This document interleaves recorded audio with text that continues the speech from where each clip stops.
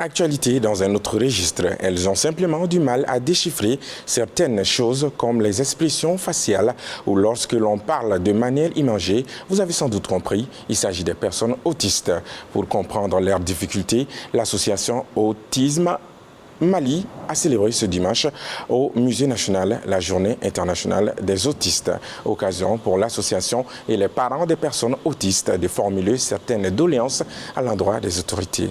Amadou Diarra pour le compte rendu.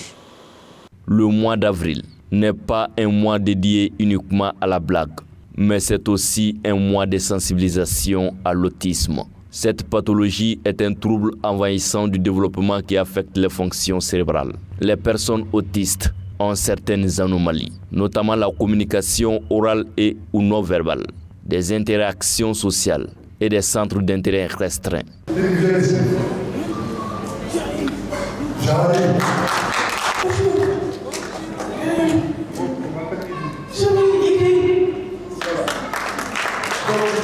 Ainsi, dans le but d'aider les personnes autistes, l'association Autisme Mali n'est pas restée en marge de la célébration de leur journée. L'autisme est un trouble méconnu dans mon pays, le Mali.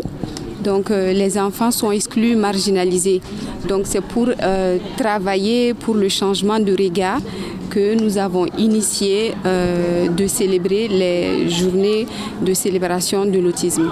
Aussi, cette journée a été mise à profit par des parents des personnes autistes et à l'association Autisme Mali de formuler certaines doléances à l'endroit des autorités du Mali. L'autisme est un trouble qui touche un enfant sur 100 dans le monde et c'est un vrai problème de santé publique. Au niveau de l'éducation, l'éducation inclusive pour beaucoup doit être acceptée avec la formation des enseignants sur la différence et la mise en place d'outils et d'aménagements pédagogiques pour faciliter leur inclusion.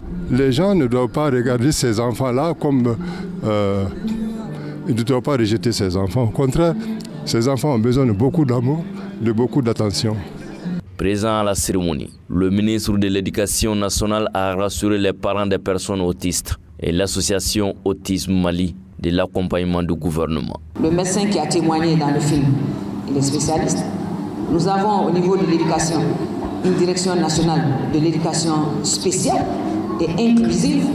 Et je pense qu'en joignant nos efforts, connaissant le Premier ministre, je sais qu'à partir d'aujourd'hui, il va nous instruire de réfléchir aux voies et moyens qui peuvent nous amener, en tout cas, à satisfaire ou en tout cas à jeter les bases de tout ce qui a été exprimé ici. Alors, mobilisons-nous pour construire une société respectueuse des forces et défis de chacun.